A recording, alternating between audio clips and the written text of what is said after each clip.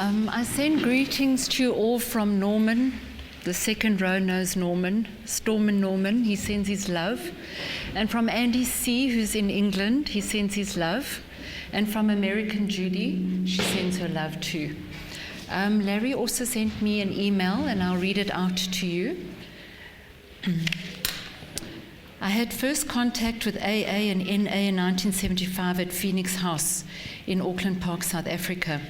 There were a few groups that were basically run in-house in recovery centres. In Magalies Oord, also some people in recovery were visiting and sharing the 12-step principles. I came to the Hillbrow group in 1990. To my knowledge, this was the first group in Johannesburg that I know that was run with real commitment, and meetings were held consistently. Faisal B told me about this meeting, and I remember at that time there was another meeting in Fordsburg that they were trying to get going. Many attempts at regular meetings failed in other venues. The Hillbrow NA meeting started really small. Andy C carried the entire NA literature in the country, apart from some stuff in Cape Town that Roger had, in a 30 by 30 cardboard box. An NA Big Book was a seriously sought-after item in those days. We survived on the little white book. There was a constant demand for literature that we could not provide. Everything had to be ordered, and it took ages for it ever to get to us. We would pass a single big book around the room as we read the principles that served us so well. We would have meetings with 3 or 4 people, and you would have to listen to the same people share over and over and over again. Many people came and went, and to get people to do service was as hard and harder and even harder as it is today. Andy C., controversial Norman, Faisal, Roy gave us lots of service. Jeremy K. joined us later and was committed from the beginning. We set up the first NA helpline at my house in Burnham. 440-7073 was the first telephone number. That NA helpline was in my house for about 8 years, maybe even longer. It would probably still be in my house today if Larry didn't want that line for the internet. Yeah. I was telling Janet that last week my mother got a call for NA. I mean, it's 16 years later, and my mother's still taking calls. And she was so sweet. She said, I'm so sorry, my dear. I'm so sorry, my dear, but let me give you a number and they'll help you. So she's still doing PI for NA. Roy and I started the Saturday Yeovil meeting. We would get there on time and the rec would be closed. At first, they didn't trust us enough to give us the keys. Some of the times, we would just have the meeting on the grass in the park. A Tuesday meeting in Hillbrow started. They struggled to keep that going, and it stopped and started many times. I know that Jeremy K. started the Monday meeting at Hillbrow, and he was committed there for many years. Let me see. Larry says that he attended the Thursday Hillbrow meeting and the Yeovil Saturday meeting for 5 years non-stop. He then mentions Herman, Peter O, and others joined us as the fellowship started to grow. A Patterson Park meeting was started later on, and then a Parkhurst meeting. He also wants to acknowledge some of the AA members that had a big influence at that time in the Hillbrow meeting: Bruce P., Doug, and Peter Ben Israel. The first convention was held where Cape Town and Johannesburg members got together, and a serious attempt was made to form a national structure and to get a sense of unity. That was in the May or March of 1994, I think. The fellowship has given me a new start at a time when I needed it most. The service we give bears much fruit, long and much longer than we know it. I attended a meeting in 2001, and I realized the privilege to do so anonymously, because for so many years it was impossible to do so, as everyone knew me back then. Okay, that's from Larry. Okay, and this is my share. Thank you for affording me this opportunity to be with you celebrating NA Coming of Age. I have not shared at a meeting or a convention for many, many years. Nevertheless, the 12-Step Fellowship played a major role in our lives for many years, and although as a family we moved on to different experiences and support systems. Thank you, Mark, and all the others who worked hard at putting this mini convention together. Mark, you had the vision and you ran with it. I was involved directly and indirectly organizing many 12-step conventions, and it's a lot of hard work. In my time, the word service and commitment was drummed into us. We did service week in and week out, but often it was the same people doing the service week in and week out. The cleaning of the ashtrays, the banking, the phoning, the posters, and the tea duty. It was the same people week in and week out. When I look back at most of those people, they're still clean on the NA side and still serene on the Noronon side. In fact, most of the people sharing today are those people that I'm talking about. I would like to take this opportunity to acknowledge two people in the fellowship. The first person is Faisal. I acknowledged him at our first convention, and it's my privilege to acknowledge him again. Thank you for 12-stepping Larry and I into the fellowship. The second person I'd like to acknowledge is Herman, and I'm so glad you're here, Herman. Herman, you gave richly of your time, your resources, and your effort, your energy, and your love and commitment to this fellowship, tirelessly year in and year out. Thank you, Herman, and may God bless you richly. I remember I was at a function a few years ago at Patterson Park, and here Herman trots down the stairs with a whole lot of addicts behind him, and it really warmed my heart that you were still attending meetings 13 years later. Thank you, Herman. Okay, let me tell you a little bit about my background. I was first introduced to NA in about July of 1990 at Sanka. There were meetings held every Thursday, and there were probably 10 people at the fellowship of NA at that time, and half the people were using. My husband and I met each other in the late 70s, and there were still cliques of hippies, so drugs were very much part of our life from day one. He eventually went to Riverfield in the late 1990s with a heroin addiction. And at that time, Faisal was doing a lot of 12-step work at Riverfield. And I remember walking in one evening to go and visit Larry, and he was chatting in the visitor's room with this chap, and this chap was handing him a white book. And my immediate thought was, a bloody dealer. He's a bloody dealer. And his therapist said to me, relax. He's telling him about the 12 steps of Narcotics Anonymous. And I thought, oh, Hania, what, who, and where? Another addict, yeah. But I liked what the book said, because it meant, I liked the fact the little book said he couldn't drink, because Larry had no intentions of giving up alcohol. He went in for his heroin addiction, and that was that. When he came out of Riverfield, he attended the Thursday meeting at the Hillbrow Recreation Centre. He had met Mohammed at Riverfield, and his very observant Muslim family would not let him come to meetings without his wife. She in turn did not want to go alone to those meetings, so for the first 2 meetings I was dragged along. In fact, Helder, you were in that meeting. I sat there, I hated every minute of it. Everybody looked out of it. They were the most disorganized, disheveled bunch of people. I remember Andy C. walking in with his broken box of literature and sitting down. Yes, and I never believed or trusted a word anybody said. By the second meeting, I walked into the toilet and Miriam had OD'd once again. I walked out of the toilet and I thought, this is it. I'm not coming back here again.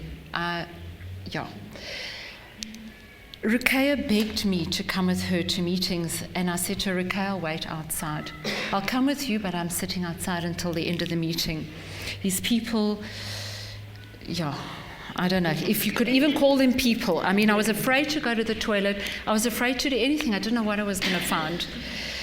And Faisal saw me sitting outside a meeting. It was probably the 4th time I had attended. And he said to me, Bridget, why don't you start a family support program? And I said, a what? And he said to me, start a family support program. He had a bit of literature, a couple of pamphlets. I went along to Joey, who was managing the Hillbrow Recreation Centre, and she gave us a little room, and Noronon started. It was a case for me being the right person at the right time, at the right place. All this program has ever needed were a few willing people willing to work a program or the program one day at a time and to keep the doors open no matter what. The 12 steps have never been about individuals, but about everyone, every one of you and me and us who walked through the door sharing their experience, strength and hope. Within a few weeks, we had a few people attending Naranon every week, and a core group was formed as time went on. Glynis, Liz, Stan, and Duncan were that core group for a long time, in fact, for many years. Initially, the meetings were very chaotic, but we kept going back. It was humble beginnings indeed. Eventually, we stopped talking about the addicts and we started to work the steps and focus on our own issues and struggles. In fact, most of us had had enough of the addicts and wanted to move on. Not all of us were the codependent that you all believe we were, thriving on other people's chaos. In fact, most of us were in situations that we never planned or dreamed we would ever land up in. We were a mixed bunch of people from different walks of life. Some were mothers, some were wives, some were husbands, some were children, some were sisters, some were brothers. But we worked hard on tradition one, focusing on the similarities and not on the differences. There were many happy times with weddings, birthdays, etc., and many sad times with funerals and chaos and desperate people in desperate situations, real pain. The hardest time for me was when one of our members buried her only child. I still see Liz today, and I'm in awe of how much serenity she has and how much love she has to give to the community. She's very involved in the community and very active. We were reluctantly included in the NA parties, braais, and slowly we were more accepted by some of the hardcore NA members. After every Thursday meeting, we would either walk down or drive down Pretoria Street and have coffee at the Three Sisters. Some of you are nodding, you probably remember. And we would chat and we would sit there for hours. Or after the meeting, we would go to the Hillbrow Rex kitchen. There was this huge kitchen, and we would have coffee and talk. We were an extremely close group, both NA and Naranon. People were desperate for recovery. The core group was very, very serious about their program. We actually had nowhere else to go to because NA and Al-Anon didn't want us. I was literally thrown out of an Al-Anon meeting, and I know that AA had huge issues about the NA people sharing. So we were clinging on, we were white-knuckling it initially because there was nobody with a year clean time around us. There was nobody with 2 years clean. The longest clean time was a few months. Eventually became a year, 2, 3, and now there are people around with 15, 16, 20 years.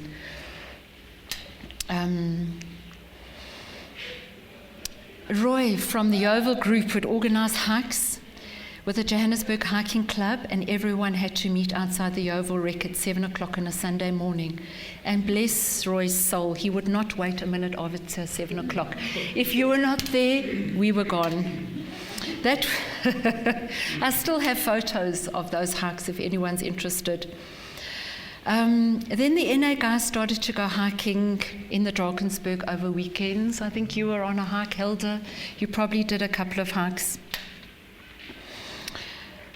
We did a lot of 12-step work in the various institutions. It was very difficult in those days. The rehabs didn't really have any respect or any understanding of the 12-step groups. There were a couple of care workers, a couple of sisters, and a few therapists that would refer people. But having a recovering addict working in an institution was unheard of. I think Riverfield in the early 1990s was the first rehab to introduce a recovering addict, and that went belly up. So for a number of years afterwards, nobody had recovering addicts working in the institutions. I remember in Naranon the one day, some journalists came to us and threatened they were going to expose us for being Narcanon and linked to the Church of Scientology. And it took us weeks of explaining that we were actually linked to Al-Anon, NA, and the 12-step groups. We were actually very afraid. It was very difficult at that stage. Joey, as I've mentioned before, who managed the recreation centre, kind of was quite amused with us. NA never paid their rent, and I was always being hauled into the office to explain why NA owed so much rent. Their rent was like something like 40 Rand a month. And we were always in advance. You see, that was the difference between the Nara-Nonnas and the NAs, you know. And he used to say to Joey, chuck them out. Chuck them out. Who needs addicts, you know? And Janet was reminding me, in the sort of the later years of NA being in Hillbrow, a lot of church groups would take the main hall on a Thursday evening, and they were African people, and they would sing all their hymns. And Gareth, one night, an NA person went and said, "Shut up, you're making a noise." And she said, "No, sing louder. You probably, you know, help the addicts in there. What did you say? You'll probably sort those addicts out in there. Sing louder." That was Gareth's mom, yeah. At that time, the only PI, or the only official PI that we had, was an advert in the Star Classified every evening for NA. And of course, the Nara-Nonnas piggybacked on that, because most of the people that phoned in were the moms or the dads or the brothers or the sisters. So we got a lot of referrals from that NA ad. I know it cost NA 500 Rand a month, and they were almost bankrupt because of it. I know at one stage you guys owed the Star about 2,500. There was no money. I believe NA is quite wealthy today. Somebody was telling me that you've got tens and tens of thousands of rands. I mean, I don't think NA had 50 Rand in their bank account at that stage. This, of course, was long before the Star ran free ads, long before internet, long before crime in this country, long before cell phones. Sourcing in Nara-Non literature was a real challenge. Sourcing Nara-Non literature was a real challenge, as we used the Al-Anon daily reading book for years, until Nara-Non published their own. Although we had permission from World Service, Al-Anon South Africa would not let us sell or buy their books, and there were some real ugly moments. As I mentioned before, we were often asked to leave their meetings if we mentioned drugs or drug addicts. So it was a great relief for certain family members to have a group of their own and have a group where they were fully accepted in. We had a Nara-Non faithful who was a member of Al-Anon as well, so used to buy us books. And we were always smuggling with these blue books. You know, if it wasn't from America, we would get from Al-Anon members who were sympathetic. After a few months, Nara-Non registered with the Nara-Non World Service Office, and we bought most of our literature directly from them. Nara-Non was very involved in the first NA convention in 1994, and although it was a freezing weekend, it was the coldest weekend. I think the guys in the second row will remember. It was a tremendous success. I've got the bank statement here. I think we made 1,000 Rand. The rent of the venue for the whole weekend was 160 Rand. We had a huge lamb on the spit. There was tea and coffee on tap. There was biscuits, and the people shared. And as I say, for the first time, Durban, Cape Town, and Joburg got together. It was a great feat for us to put on that first convention. And it was so good to meet the same people from Cape Town and Durban the following year at Hebbedine. There was a conference at Hebbedine, and we went down in Herman's combi. Do you remember Alec? I don't know if Alec is here. Alec was in the combi with us, and a few other people from NA, and we had a tremendous weekend. We remained at the Hillbrow Recreation Centre for many years, and I remember with amusement when the venue became non-smoking. There was a whole lot of tantrums thrown in the NA meeting and in our meeting as well. And I remember someone throwing a chair at someone at the NA meeting, and she stormed into our meeting. She had bright red hair and she had this red face. Some of you know who I'm talking about. And she decided, I'm coming to your meeting. This is far more civil. And I said to her, you're not going to recover in our rooms. Go next door. Eventually, Hillbrow became a dangerous place, and we moved to the Lifeline Centre in Norwood. Let me tell you a little bit about our hope and our Larry and I's hope. Larry and I served both fellowships from 1990 till probably 1998. Larry went on, he left the fellowship, he went on to full-time study in the evenings, and that took up most of his time, and I went on to get very involved in AIDS and helping in hospices. We both landed up studying. Larry has a degree in psychology now and spent 2 years at Bible College. He ran 12 comrade marathons back to back and has had his jewelry published in many magazines. Our daughter matriculated, studied, and went on to travel where she still lives. She lives in Edinburgh and has been there for 7 years.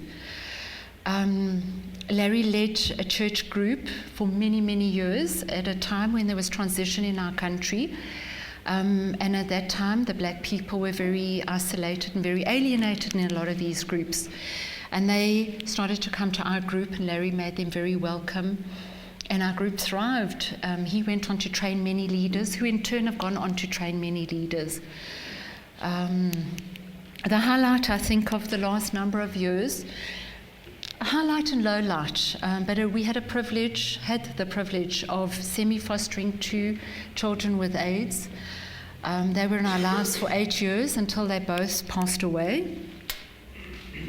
Without the fellowship of NA and without the fact that we had been committed to fellowship, we would never have been able to take on that commitment and see it through till the end. Larry presently lives and works in Australia.